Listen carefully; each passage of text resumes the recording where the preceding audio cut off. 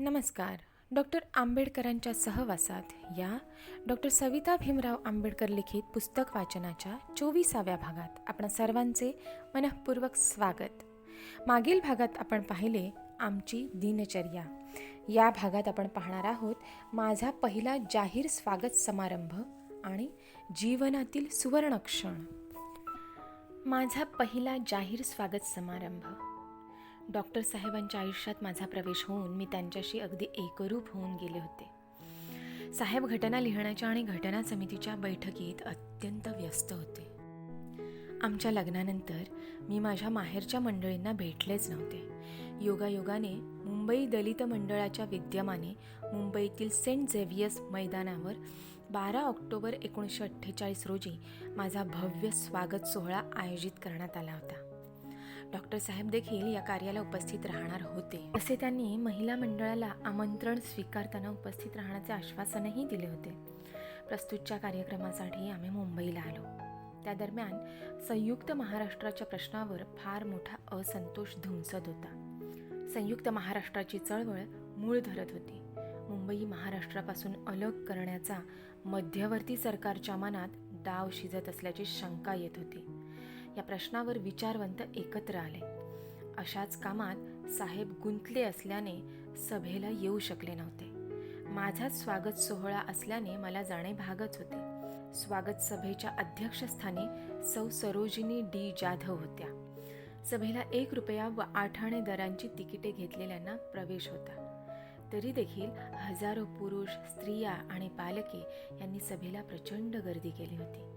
भाषावार प्रांतरचनेच्या कामात डॉक्टर साहेब व्यस्त असून त्यांची प्रकृतीही बरी नाही आणि म्हणून ते सभेला येऊ शकले नाहीत असा मी संयोजकांना खुलासा करावयास सांगितला. सायंकाळी 6-6:30च्या सुमारास सोहळ्यास सुरुवात झाली. अध्यक्षबाईंच्या हस्ते माझा पुष्पहार घालून आणि साडी देऊन सत्कार करण्यात आला. त्यानंतर सौ शांताबाई बडलवकर, कुमारी चंपूबाई कांबळे, श्रीमती सुभद्राबाई कासारे, श्रीमती मुक्ताबाई कांबळे, सौ सुशीलाबाई पवार, सौ बोरीकर, सौ रुखमाबाई शिर्के आणि सखुबाई मोहिते इत्यादी महिला कार्यकर्त्यांची साहेबांच्या आणि माझ्या गौरवपर भाषणे झाली.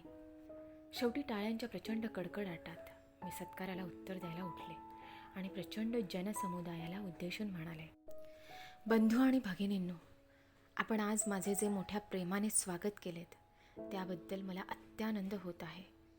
आजच्या समारंभास परमपूज्य बाबासाहेब यांना हजर राहता आले नाही. याबद्दल निराश होऊ नका.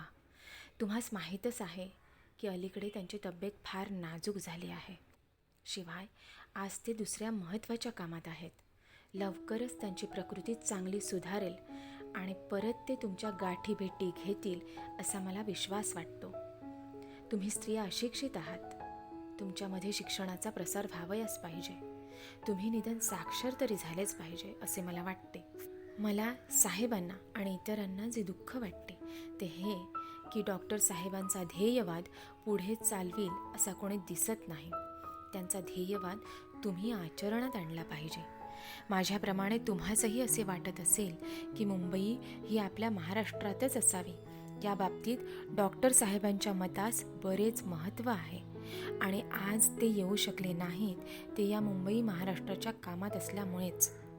माझ्या प्रत्येक वाक्यावर प्रचंड टाळ्या पडत होत्या.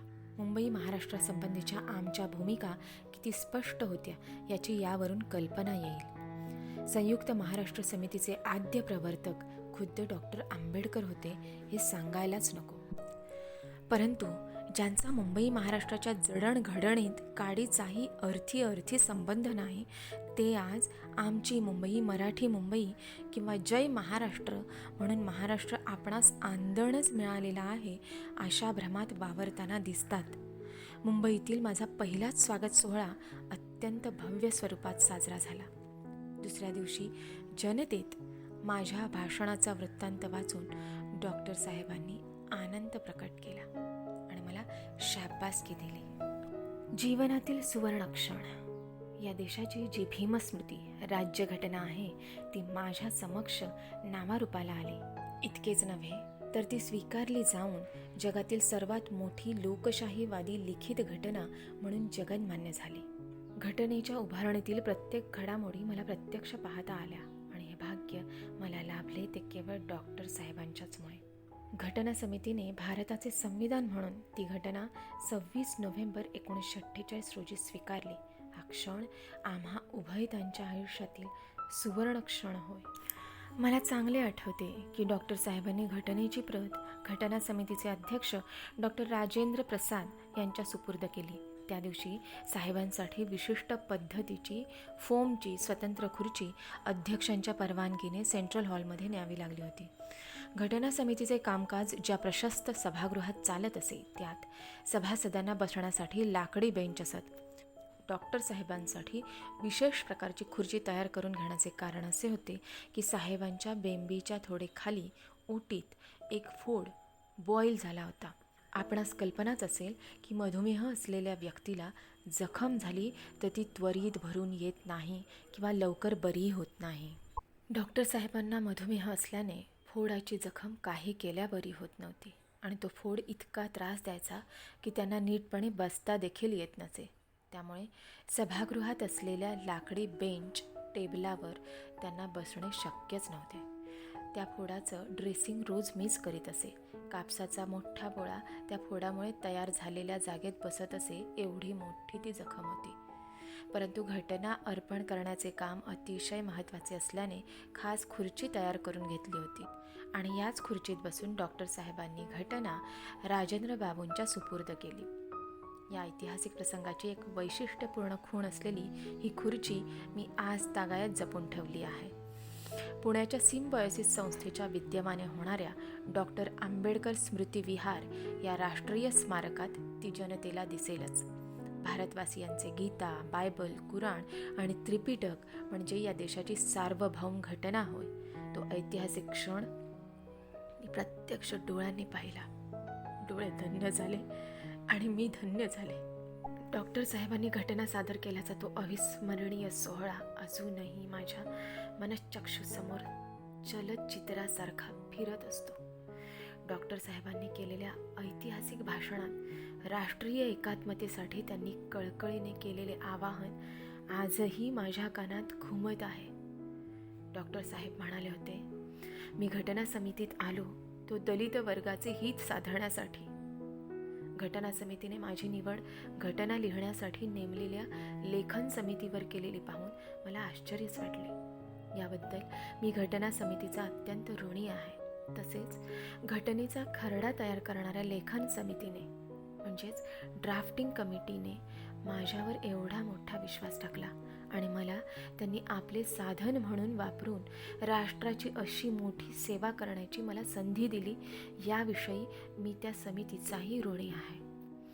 घटनेच्या गुणांविषयी विश्लेषण करून शेवटी त्यांनी आपल्या देशबांधवांना कळकळीचे आवाहन केले की ज्या जातीभेदामुळे या देशाच्या सामाजिक जीवनात तट पडली आहे आणि जातीजातीत मत्सर आणि शत्रुत्व निर्माण झाले आहे, त्या जातीभेदाचा त्याग करून भारतीयांनी सामाजिक आणि भावनिक अर्थाने एक राष्ट्र बनावे. घटना समितीचे अध्यक्ष डॉक्टर राजेंद्र प्रसाद यांच्या भाषणातून डॉक्टर साहेबांच्या कार्याचे आणि त्यांनी बजावलेल्या जबाबदारीचे यथार्थ दर्शन होईल.